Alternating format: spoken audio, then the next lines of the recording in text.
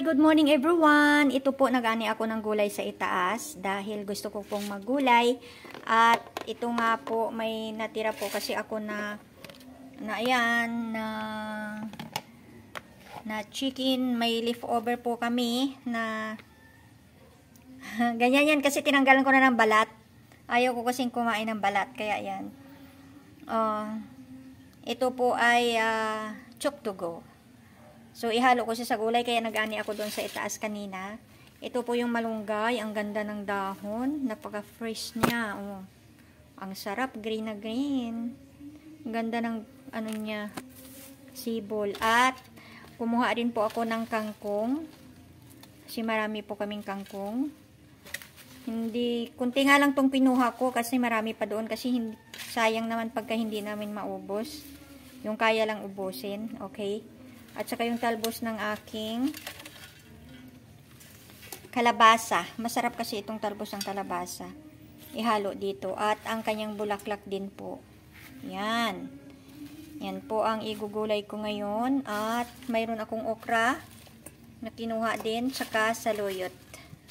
Tag-ulan na ngayon. Kaya maganda ang mga sibol ng mga gulay. Ayan po ang aking gugulayin ngayon. So samahan po ninyo ako dahil magugulay tayo. Hihimay-himayin ko pa po ito mamaya. Ayan. So, okay, ganito po ako maggawa ng ng malunggay. Ni-isa-isa ko po talaga na ganito. Ayaw ko kasi ng ganyan, no? Kasi ganyan, buo-buo siya ganyan. Hindi ko alam, basta gusto ko isa-isahin talaga. Kaya medyo mabagal po ako kapag gumagawa ng malunggay. Yan, gusto ko isa-isa talaga. Kasi ayaw ko ng mga ng ganito, oh. Pero pwede din naman, kasi malambot lang din naman po ang nito, ang tangkay, ayan. Pwede din naman kainin niya na ganun. Kaya lang kasi, kapag naluto, tapos maraming ganito, parang buo-buo siya. So, parang hindi ko naman siya nagugustuhan. So, kaya mabagal po ako kapag gumagawa po ako ng ganito. Mabagal po akong magtawag dito. Ayan, mag-prepared ng ganito, ng malunggay. Kaya medyo mamaya pa po tayo matatapos dito. Okay lang, wala namang ginagawa. Exercise ng mga daliri para sa heart. So, ganon. Alam ho ninyo, natutuwa naman po ako kasi dyan sa aking garden sa itaas. Kung nasubaybayan po ninyo yan, sa mga bago pa lang na nanonood. Matagal na po yung garden ko dyan sa itaas. So, magkikwento po ako habang ako ay naghihimay para hindi po kayo iinip sa kakapanood. At least, di ba, may naririnig kayo. Matagal na po yung aking garden dyan. Mga 3 years na siguro yan. Awa ng Diyos, marami na akong mga nagulay dyan. Yung mga una kong mga videos, pag binabalik-balikan ko ngayon, natutuwa ako kasi dati, iba po yung aking mga gulay dyan. May marami ako dati mga bell pepper dyan. At marami akong gulay. Iba na yung mga gulay ko ngayon kaysa sa nung mga dati ko pa mga gulay. Kaya kapag binabalikan ko po yung una kong videos na noon pa, nakakatuwa. Ang mga alugbati ko dati, ang tataba. Pero ngayon, wala akong alugbati pa eh. Magtatanim pa ako ulit. Kasi, na ako, nalibang. At saka yung lemon ko dati, sobrang taba at dami ng dahon. Ay, what I mean is bunga. Kaya, alam ho ninyo, may nagtatanong din pala sa akin kung hindi daw, hindi tawag dito, hindi nababasa ba, hindi tumatagos yung tubig, pero sa awa ng Diyos, hindi naman po tumatagos yung tubig, at saka wag naman, 3 years na ngayon, kasi medyo maganda yung pagkakagawa ng karpintero namin ng aming bubong. Kaya, iyon. Ngayong tag-ulan, medyo tumaba yung mga mga halaman. Alam ho ninyo, itong malunggay,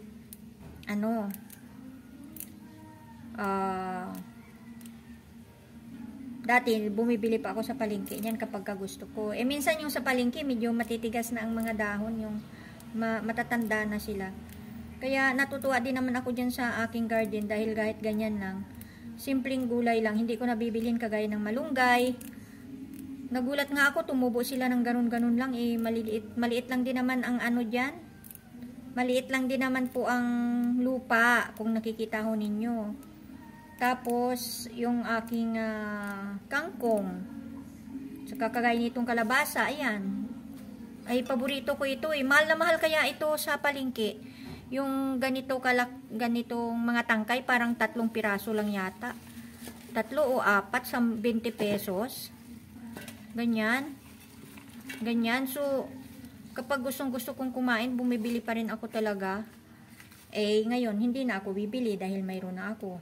Yung talbos lang ng kamote, naandyan na. Hindi na ako bibili. Yung saluyot, di ba? Ang mahal-mahal din ng saluyot kapag binili. Ang maganda pa kasi sa kanila dyan, yung kagaya ng yung saluyot na yan, yung talbos ng kamote, itong malunggay, at saka yung kangkong. Ano po sila eh, lalo na yung kangkong at talbos ng kamote, parang lingguhan ba, pagka nakakuha ka na sa isang linggo, hindi lang isang linggo, mabilis silang tumubo, yung kangkong at saka yung kamote, mabilis tumubo. Once na tinalbosan mo, lalong dumadami yung kanyang talbos, lalo siyang nagsanga-sanga siya, tapos dumadami ang talbos, lalong gumaganda ang talbos niya. Pero minsan once a week lang ako kumukuha dahil minsan siyempre nakakasawa din ano.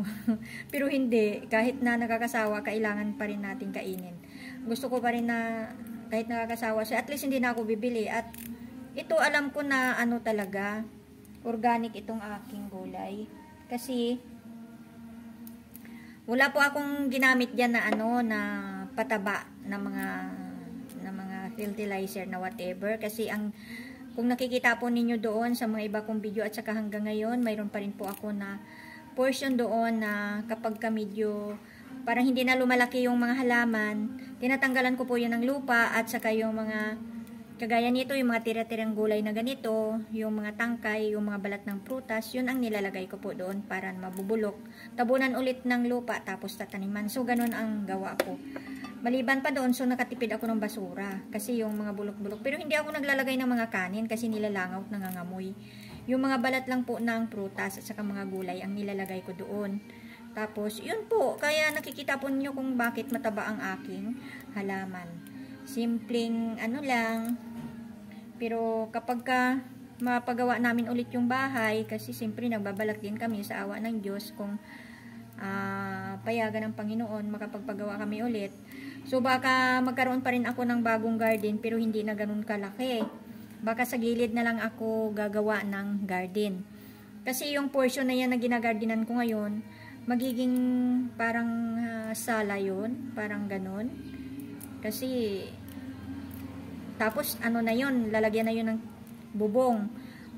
Bubungan na yun para ano, wala na akong garden na ganun kalapad. Siguro sa gilid na lang ako doon magagarden.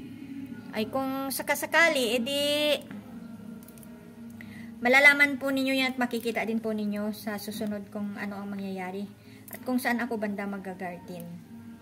Kasi hindi naman ako papayag na hindi ako magkaroon ng garden kasi ano na to eh, kaligayahan ko na sa buhay ko itong garden na ito. At saka siyempre kapag gusto ko kumain ng gulay, minsan kasi kapag bumibili ako ng gulay sa palengke, nag-iisip ako ano kaya itong gulay na kinakain ko, fresh ba ito or ano kayang abono ang nilagay nila dito, mga ganun ba. So samantalang kapag itong sarili kong gawa na gulay, yung mga inaani ko dyan, wala akong kaba na ano na kung anong klaseng gulay mayroon yung kinakain ko, kasi alam ko na ako ang nagpatubo at alam ko na wala akong nilagay dyan ng mga abono. Kaya ayan, dati ang mga sili kong mga labuyo, ang dami-daming bunga. Ngayon, hindi pa ako nakakapagtanim. Magtanim ako ulit. Mas pina-prioritize ko kasi ngayon yung okra. Kasi yung okra, maganda po siya sa sugar. Tested and proven ko na yan. Kasi nang minsan, tumaas ang sugar ko. Hindi naman ako binigyan ng doktor ko ng gamot. Kasi sabi niya, diet lang daw muna ako. So, gusto ko rin naman yung ganon. Tapos, ay di, ang ginawa ko, nagkakain ako ng okra. Yung okra, nilaga ako yung sabaw. Kasi hindi ko kaya yung binababad, nakikita ko sa YouTube. Binababad, tapos iinumin. Parang hilaw pa, tapos madulas. Hindi ko makakayanan. Ngayon, ang ginawa ko, nilaga ako. Tapos yung katas ng okra, Yun ang iniinom ko. Tapos, yung okra mismo, yun din ang kinakain ko. After 1 month, bumalik ako sa doktor ko kasi nga, nagpa-laboratory ulit. Chinek up yung blood sugar ko. So, sa awa ng Diyos, ang blood sugar ko ay mababa. Nandun siya sa level na tama lang.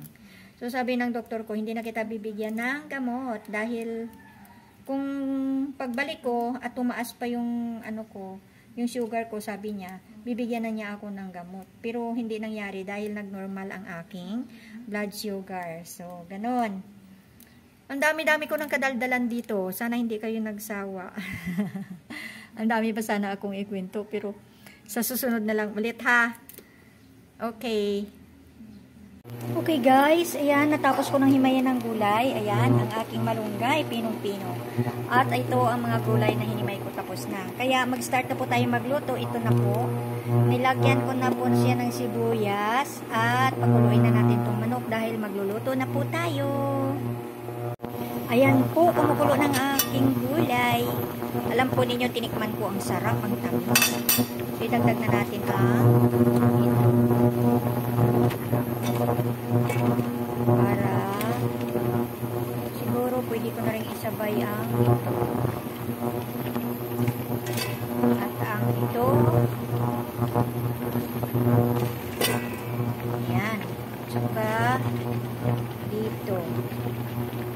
Ipahuli ko na lang yung malunggay. So, ayan.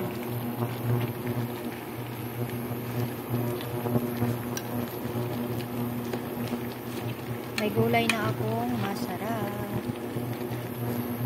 Ang sarap nito kapag mainit-init pa. Tapos, sa kakainin habang mainit.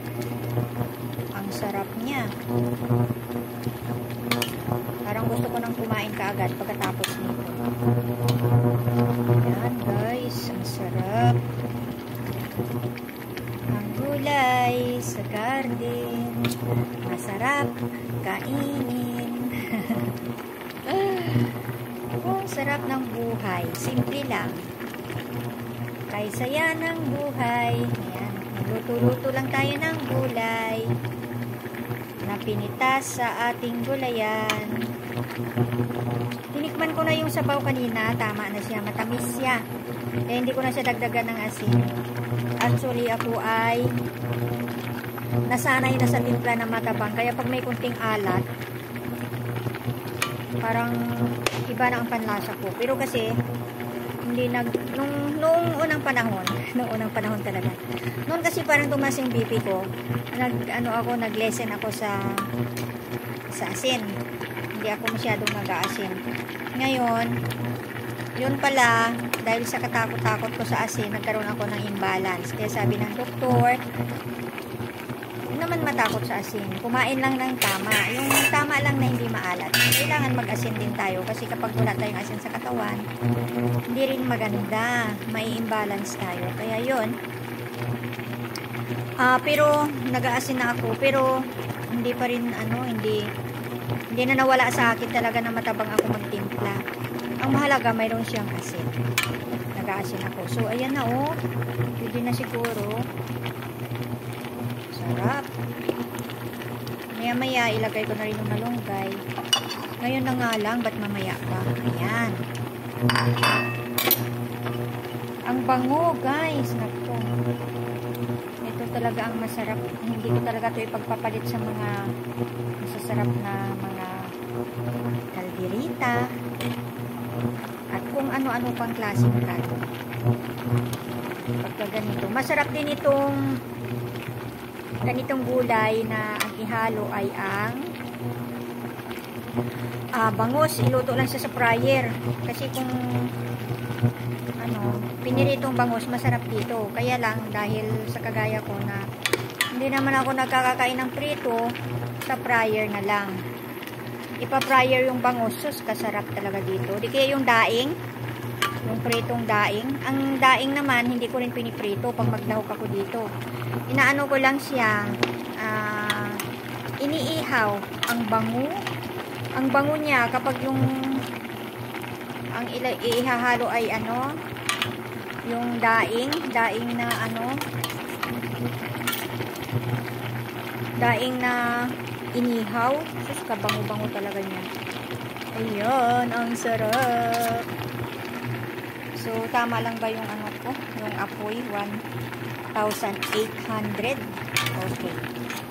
Yan. Yan na, gulay na siya. Yan na, gulay na siya. Ano kaya sa tingin? Hindi gulay. Gulay na talaga. Ayan. So, hanggang dito na lang po muna at tayo ay kakain na sa masarap nating gulay. Maraming salamat po sa sunod ulit. Bye-bye! Mwah!